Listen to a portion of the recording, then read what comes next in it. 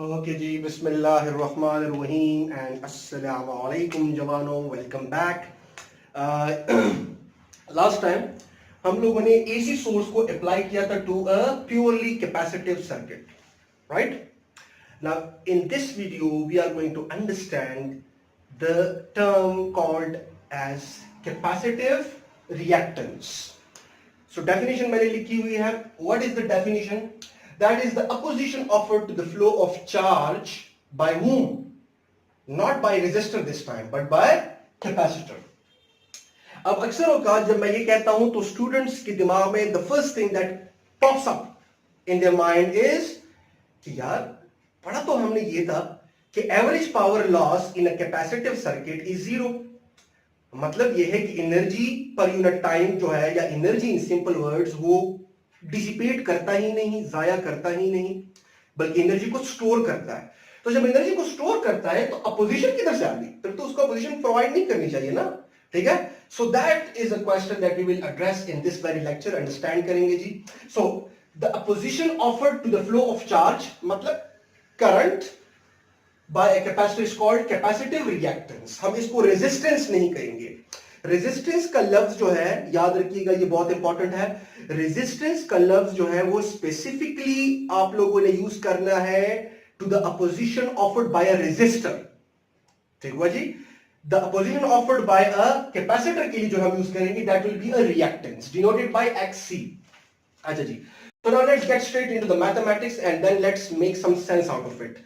So now we know that कि general अगर मैं रूल अप्लाई करूं, ठीक है जी, जनरल यहां पर मैं एक तस्वीर देने लगा हूं. अगर मैं दे सका तो ये साइड पे, ठीक है जी, अगर मैं दे सका तो पता नहीं, ठीक है जी, बिकॉज वो जो वीडियो एडिटिंग वाला टूल है वो इतनी समझ नहीं है मुझे उसकी.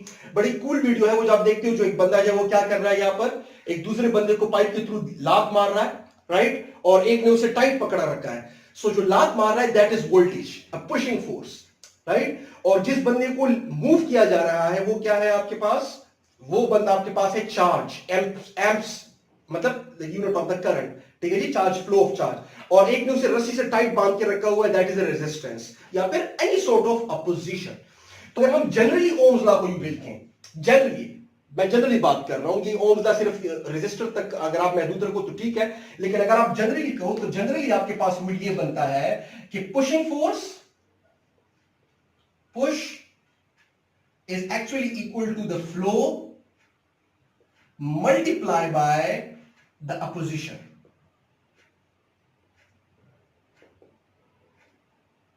ठीक है जी.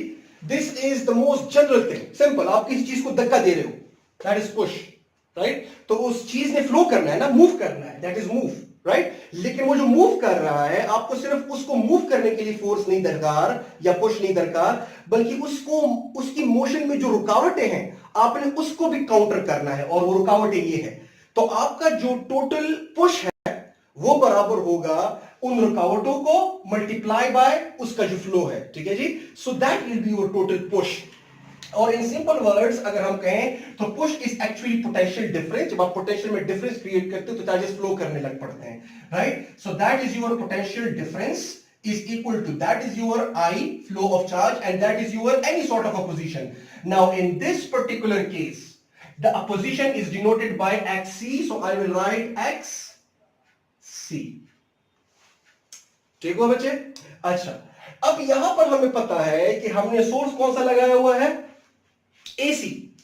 और AC में हमें पता है कि हम कोई भी पर्टिकुलर वैल्यू ले नहीं सकते because it is continuously sinusoidally varying, right. तो उसकी किसी भी पॉइंट पर जो भी वैल्यू अगर हम लेना चाहते हैं जो कि मैक्सिमम टाइम पर अपने आप को शो करती है, वो कौन सी वैल्यूज हैं? RMS वैल्यूज, ठीक है जी. Please watch that video, that particular RMS वाली वीडियो. अच्छा, तो यहां पर I will write VRMS and IRMS. मैंने सबस्क्रिप्ट में यहां पर लिख दिया है, ठीक है जी.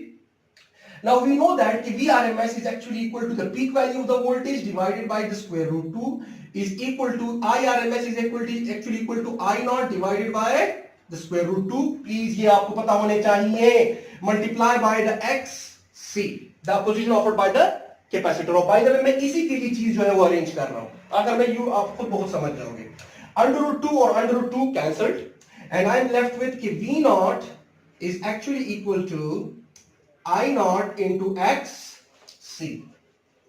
ठीक हुआ? अच्छा, अब अगर आपको प्रीवियस लेक्चर याद है, ठीक है जी, तो प्रीवियस लेक्चर के अंदर मैंने एक इक्वेशन पे बहुत जोर डाला था, ठीक है जी, वो इक्वेशन आपको याद होना चाहिए। और वो इक्वेशन क्या था? वो इक्वेशन यहां पर ये था कि by applying AC to purely capacitive circuit हमारे पास आई नॉट की एक वैल्यू आई थी, राइट? और वो वैल्यू हमारे पास आई थी I nought is equal to C V nought omega. सही जी? अगर मैं यहां पर पिक्चर पुट कर सका वीडियो में एडिटिंग के थ्रू, तो आपके सामने उसका स्क्रीनशॉट लेके मैं यहां पर वीडियो पुट करूंगा, स्क्रीनशॉट पुट कर दूंगा। अदरवाइज मैं उस वीडियो का लिंक दे रहा हूं जो प्रीवियस, जो इस प्लेलिस्ट के अंदर प्रीवियस वीडियो है, ठीक है? सो ये आप यहां पर फीड करो। So V nought is actually equal to C V nought omega into X C. ठीक हुआ जी? राइट? आई नॉट की जगह मैंने ये चीज पुट कर दी और एक्स अपनी जगह पर है। ठीक हुआ? V not and V not cancels out. ठीक हुआ? एंड यहां पर आपके पास 1 रह जाता है। So 1 is equal to C omega into X C. अब आप ऐसे कर लो कि एक्स सी को एक जगह पे अकेला छोड़ दो और सी ओमेगा को यहां पर ले आओ। So it will be 1 divided by C into omega is equal to X C. ठीक है जी? अच्छा जी, मैं यहां पर स्टार्ट कर लेता हूं, राइट? This thing.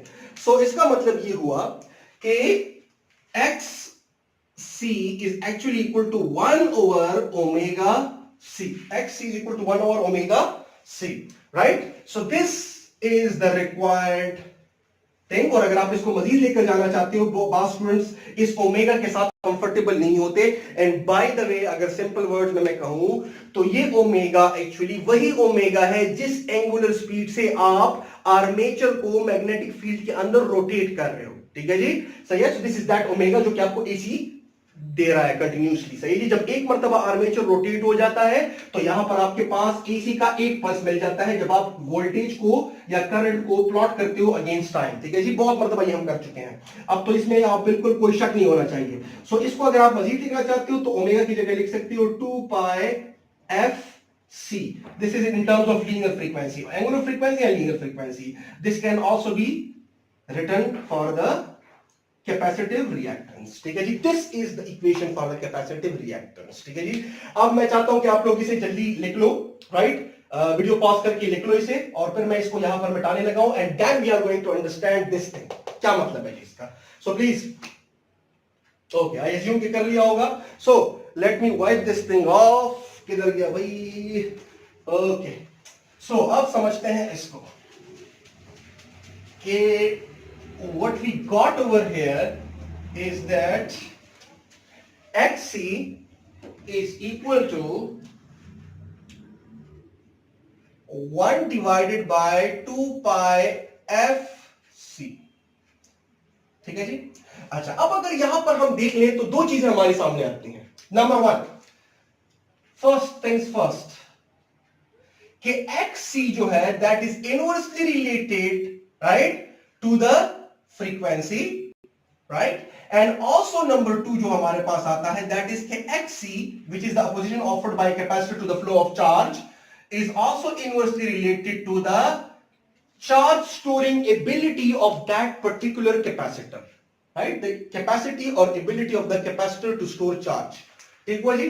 या आप इसे कह सकते हो कि इसकी उसके उस कैपेसिटर के काना काने की जो कैपेसिटी है, कितना काना का सकता है। ठीक है जी? So this is the thing.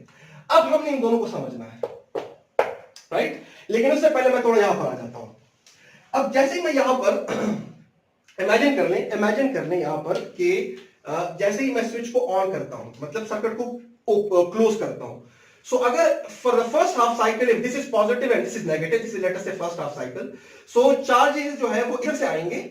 अगर आपको याद हो कि negative electrons are going to move from this place. ठीक है जी? और उनके ऊपर बैटरी ने वर्क डन करना है, बल्कि simple words I should say battery no AC source ने वर्क डन करना है और उन्हें एक्युमुलेट करवाना है इस प्लेट के ऊपर, but only for this half cycle. अच्छा, ठीक हुआ? It will be much easier with DC, लेकिन एनी हाउ। अच्छा, अब ये पॉजिटिव से पॉजिटिव होता जा रहा है और वो जो इलेक्ट्रॉन्स थे, राइट, वो इधर आ रहे हैं, तो वो यहां नेगेटिव से नेगेटिव होता जा रहा है। अब सिंपल बात ये है, वो इलेक्ट्रॉन क्या यहां पर पार हो सकते हैं? नो, यहां पर इट इज कंप्लीटली इंसुलेटेड। ठीक है जी, डाइलेक्ट्रिक आप पुट करते हो, but dielectric is an insulator, ठीक है जी, which have the ability to be polarized। सही जी, है, that's another discussion। तो यहां पर actually there is a gap, so charge जो है वो इनके थ्रू छलांग नहीं मार सकता, अनलेस एंड अनटिल कि आप उनको शॉर्ट कर दो आपस में, ठीक है। सो यहां पर जाहिर सी बात है, जो चार्जेस आ रहे हैं यहां पर, उनका रास्ता तो यहां पर ब्लॉक हुआ है ना। So this is a position by capacitor to the flow of charge. और जितना ये प्लेट नेगेटिव से नेगेटिव होता चला जाता है, उतना ही यहां पर इलेक्ट्रॉन जब आएंगे, so due to the repulsion, due to the electron electron repulsion, आपके पास जो है चार्जिंग की मिकदार में कमी आती चली जाएगी, करंट जो है वो कम होता चला जाएगा जैसे ही वो 100% चार्ज की तरफ जाता है। अगर आपको वो ग्राफ याद है तो कैपेसिटर का charge into time, it was like this. देखिए स्लो हो रहा है, स्लोप उसका नीचे आता जा रहा है टाइम के, देखिए this is the slope, slope में डिक्रीज आ रहा है, ठीक है जी, while this is the charge on the plates of the capacitor, ठीक है। So the thing over here is कि मैं एक्चुअली ये चीजें क्यों कर रहा हूं, ये मैं आपको ये चीजें समझाने के लिए कर रहा हूं। तो सबसे पहले मैं आता हूं इसके ऊपर, because this is much easier, ठीक है जी, कि इन्वर्सली इसके साथ क्यों रिलेटेड है, ठीक है। सिंपल, जितना आप क्या करोगे, नंबर 2 पे मैं पहले आ जाता हूं, फिर मैं 1 पे आ जाता हूं।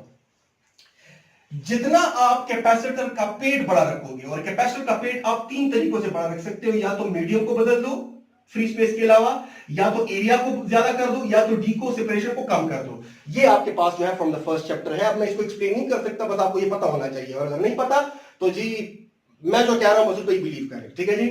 अच्छा, अब यहां पर जब मैं by any means, let us से एरिया ज्यादा आसान है, लेट अस से मैं कैपेसिटर का एरिया, जो प्लेट्स का एरिया है वो बड़ा कर देता हूं, लेट अस से मैं इतना कर देता हूं, राइट, आई होप कि विजिबल हो, right, okay.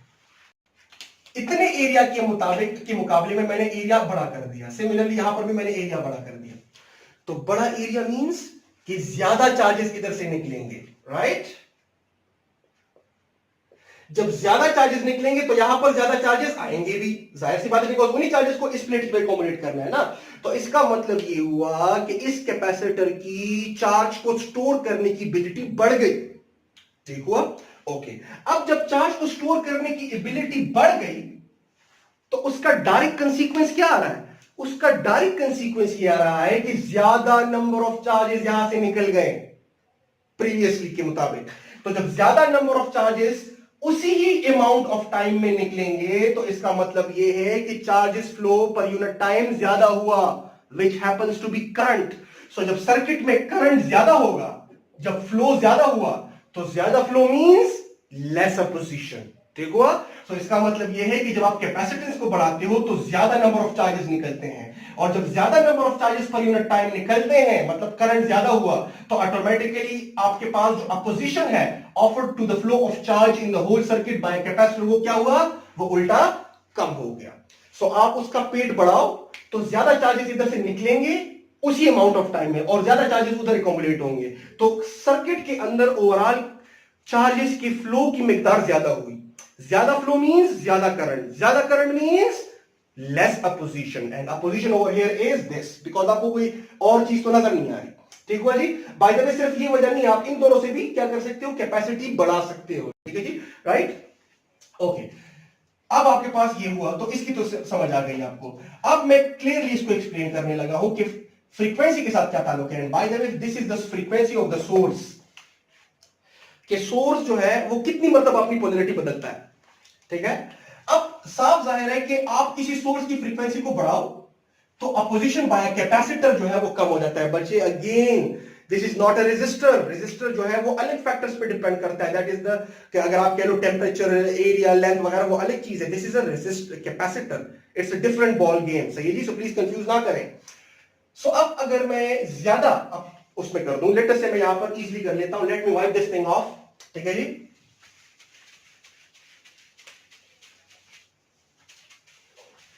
Okay, let me redraw it ताकि आसान हो जाए। हाँ, this is a capacitor, one plate of the capacitor, other plate of the capacitor, and this is a, let us say, DC source मैं पहले connect कर देता हूं। अच्छा जी, अब अगर मैं डीसी का वेवफॉर्म ड्रॉ करूं for DC, this is time, and let us say this is voltage, so I get this thing, right? तो डीसी की फ्रीक्वेंसी क्या है? नथिंग, वो तो चेंज हो ही नहीं रहा ना, तो जब वो चेंज नहीं होगा तो फ्रीक्वेंसी किधर से आ गई? तो डीसी की जो फ्रीक्वेंसी है वो क्या है? For DC f is equal to 0। जबकि अगर मैं यही ग्राफ एसी के लिए ड्रॉ करूं तो एसी की कुछ ना कुछ फ्रीक्वेंसी होती है, ठीक है जी। अब वो डिपेंड करता है कि आर्मेचर जो है वो कितनी तेजी से रोटेट कर रहा है इनसाइड अ मैग्नेटिक फील्ड। ज्यादा तेजी से रोटेट करेगा इनसाइड अ मैग्नेटिक फील्ड तो फ्रीक्वेंसी ने ज्यादा होना है। फॉर एग्जांपल अब पाकिस्तान में कितनी फ्रीक्वेंसी है? पाकिस्तान में जो फ्रीक्वेंसी है वो आपको मिल रही है 50 हर्ट्ज। मतलब यहां पर जो वापडा आपको बिजली सप्लाई कर रही है और वापडा जिस डैम से जो आपको बिजली सप्लाई कर रही है, जिस डायनेमो से वहां पर जो आर्मेचर है वो 1 सेकंड के अंदर 50 रोटेशंस कवर कर रहा है। जो आपके पोर्टेबल जनरेटर्स भी हैं, 1 सेकंड के अंदर 50 rotation, that's a very huge frequency by the way, ठीक है जी। अच्छा, और बाय द वे वैसे यहां पर फिर आपके पास, अच्छा चलिए मैं उसमें नहीं आता फिलहाल, चलिए यहां पर आते हैं फिलहाल, let's stick to our discussion. अब यहां पर अगर मैं डीसी के लिए पुट करूं तो डीसी के लिए फ्रीक्वेंसी क्या है? 0। तो आप जरा यहां पर 0 पुट करो, राइट? तो XC यहां पर मैं लिख देता हूं कि for DC, right, for DC f is equal to 0। So आपके पास XC is equal to 1/2 pi, तो F की जगह मैंने 0 पुट कर दिया, तो 0 आपके पास क्या आ जाएगा? X is equal to 1 divide by 0। And आपको पता है कि when you divide something by nothing you get everything, and that everything is something that we cannot count, we don't know, that is infinity, ठीक है जी? Okay जी। अब मैं इसी तरह की परफॉर्म की जो चीज है वो मैं परफॉर्म कर रहा हूं फॉर एसी, राइट? अब एसी की तो फ्रीक्वेंसी नॉन जीरो है ना, AC is having some non zero frequency. अब ज्यादा भी हो सकती है और कम भी हो सकती है, लेकिन जितनी ज्यादा फ्रीक्वेंसी होगी एसी सोर्स की, कैपेसिटर उतना ही जो है अपोजिशन कम प्रोवाइड करेगा। कैसे जी? ओके, सबसे पहले मैं डीसी पर आ जाता हूं। What is DC? ये डीसी का क्या मतलब है? यहां पर डीसी की फ्रीक्वेंसी 0 हुई, आपने जब वो पुट किया तो आपको अपोजिशन ऑफर्ड बाय कैपेसिटर जो है वो इनफाइनाइट मिला, इतना ह्यूज कि वी डोंट इवन नो कि कितना ह्यूज, ठीक है जी। अच्छा, क्यों? तो वो इसलिए बिकॉज जब आप डीसी सोर्स कनेक्ट करते हो, so DC provides a unidirectional current. So the moment you switch it on, और सर्किट को आप जैसे ही क्या करते हो, क्लोज करते हो, तो ये वाला पॉजिटिव टर्मिनल जो है वो यहां से इलेक्ट्रॉन्स को निकाल रहा है, राइट? और कंटिन्यूअसली उसी एक ही डायरेक्शन में उन इलेक्ट्रॉन्स को क्या कर रहा है? एकोमोडेट करवा रहा है इनटू द अदर प्लेट। तो ये पॉजिटिव से पॉजिटिव होता जा रहा है और ये उसी अमाउंट से नेगेटिव होता जा रहा है, राइट? लाइक दिस, ठीक है जी। 3 4, ओके, यहां पर एक और पॉजिटिव कर देता हूं ताकि आपको पता चले, ठीक है। अब जैसे ही यहां पर जो वोल्टेज है वो इस वोल्टेज सोर्स के बराबर आ जाए, so at that point I is equal to 0, ठीक है जी। और I इज इक्वल टू 0 का क्या मतलब है? Flow zero. फ्लो जीरो का क्या मतलब है कि अपोजिशन यहां पर इंफिनिट हो गई है। तो जैसे ही आप यहां पर ऑन करते हो तो एट दैट इंस्टेंट, ये तो मैं बहुत स्लो कर रहा हूं ना, एट दैट इंस्टेंट चार्जेस ने ऐसे इधर आ जाना है एकदम से, right? And the current suddenly at instant stops. तो जब करंट बिल्कुल जीरो हुआ तो करंट के जीरो होने का क्या मतलब है कि जब फ्लो कम हो रहा है, इसका मतलब है पोजीशन बढ़ रहा है, बढ़ रहा है, बढ़ रहा है। और फ्लो जब जीरो पे आ जाए मतलब flow is nothing, so the position is everything, everything is infinity. सो यहां पर याद रखिएगा कि कैपेसिटर जो है वो डीसी सोर्स को infinite resistance infinite opposition provide करता है। इसका मतलब यह है कि capacitor completely blocks DC, capacitor completely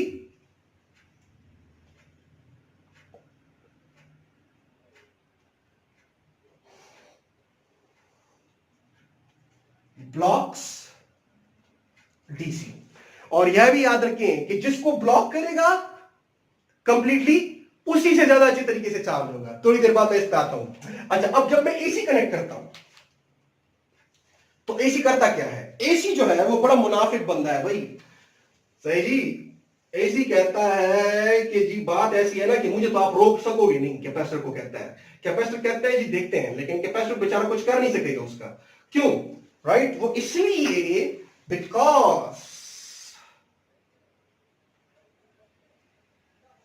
ठीक है जी, कि जैसे ही फर्स्ट हाफ साइकिल में अगर इसकी पोलैरिटी ऐसी है तो इधर से जब इलेक्ट्रॉन्स निकलेंगे और ऐसे इस प्लेट पे कॉम्युनिकेट होते जाएंगे तो ये पॉजिटिव पॉजिटिव होता जा रहा है, फर्स्ट हाफ साइकिल की बात कर रहा हूं, ये नेगेटिव से नेगेटिव होता जा रहा है। लेकिन जैसे ही ये थोड़ा सा चार्ज हो जाता है, राइट, और थोड़ी सी अपनी बदमाशी दिखाना शुरू करता है यहां पर चार्जेस को कि मत आओ, ठीक है जी, राइट, तो बिकॉज इलेक्ट्रॉन इलेक्ट्रॉन रिपल्शन होगा ना, इधर से इलेक्ट्रॉन्स आ रहे हैं और इधर जो है वो ईएमएफ सोर्स पुश कर रहे हैं, but for the first half cycle.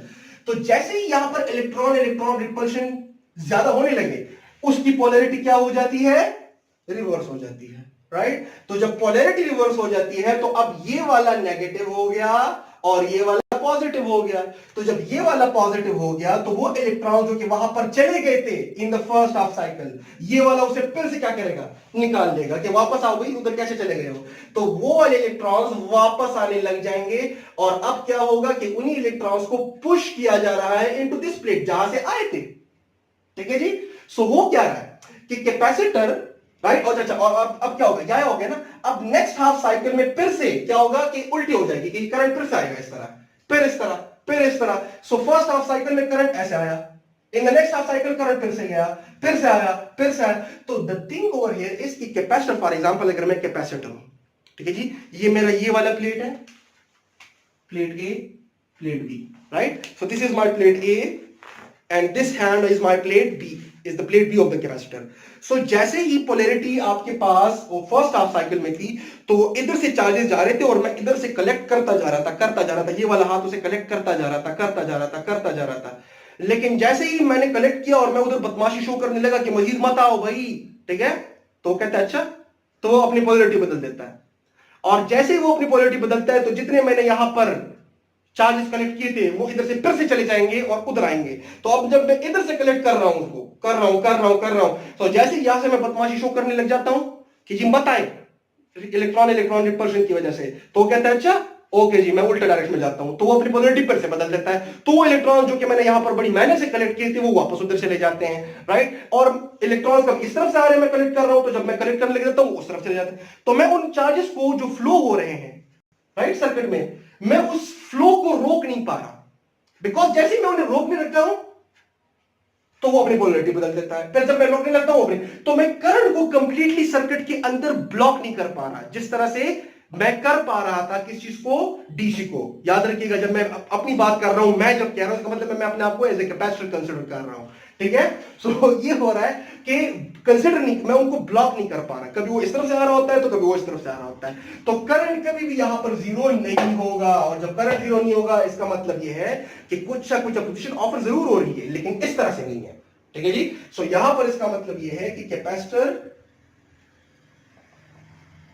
सही जी, can not block what, AC, बल्कि simple allows AC, allows AC. अब अलाउज एसी का ये मतलब नहीं है कि यहां पर दरमियान में अलाउ करेगा, नहीं, दरमियान में तो वो किसी को भी जाने नहीं देता। ओवरऑल सर्किट में वो उस करंट की फ्लो को रोक नहीं पा रहा।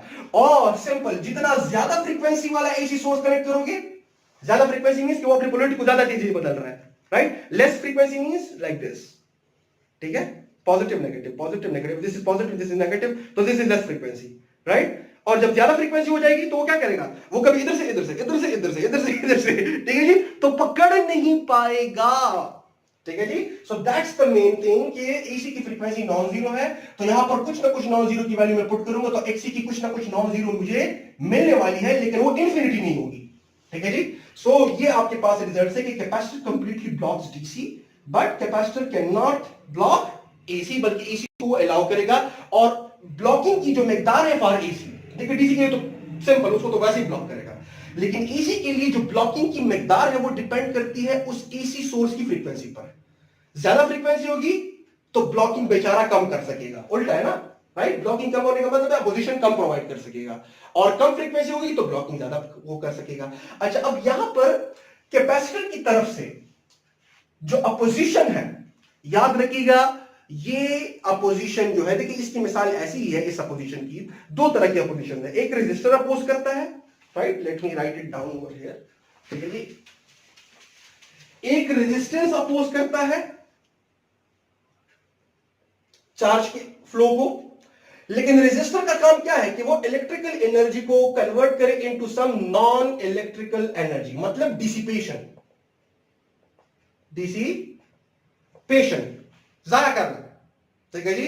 अब वो जाया करना हमारी हक में भी हो सकता है वगैरह जो भी है, लेकिन कैपेसिटर अगर चार्ज के फ्लो को अपोज कर रहा है, कैपेसिटर अगर चार्ज के फ्लो को अपोज कर रहा है, ये पॉजिटिव से पॉजिटिव और ये नेगेटिव से नेगेटिव वगैरह, तो उसका चार्ज को अपोज करने का मकसद बड़ा प्यारा है, और वो मकसद क्या है कि वो उस एनर्जी को स्टोर कर सके ताकि वापस जब हमें जरूरत हो वापस हमें रिटर्न भी कर सके, ठीक है। तो इसकी मिसाल ऐसी ही है कि ये वाला आपको तप्पड़ मार रहा है, लेकिन तप्पड़ मारने का सिंपल कंप्लीट मकसद ये है ताकि आपको नुकसान पहुंचे और आपको तकलीफ हो, लेकिन ये वाला बंदा आपको तप्पड़ मार रहा है, लेकिन वो तप्पड़ मारना आपकी इस्लाह के लिए है, ठीक है जी। Just like parents, just like your teacher, ठीक है जी। तो वो तप्पड़ मारना ऐसा है कि जैसे कि आपकी वो इस्लाह हो ताकि नेक्स्ट टाइम आप केयरफुल रहो, ताकि नेक्स्ट टाइम आप कुछ सबक सीखो, ठीक है जी। सो दोनों ही अपोज कर रहे हैं चार्जेस के फ्लो को, हालांकि चार्ज बेचारे को पता नहीं चल रहा, चार्ज कहता है आप भी तो मेरे को फ्लो को अपोज कर रहे हो ना, लेकिन वो कहता है कि जी यार मैं आपकी इस्लाह के लिए कर रहा हूं, और वो जो है वो उसको नुकसान करवाने के लिए कर रहा है। So that's all for today and that's the end of the lecture. So अस्सलाम वालेकुम।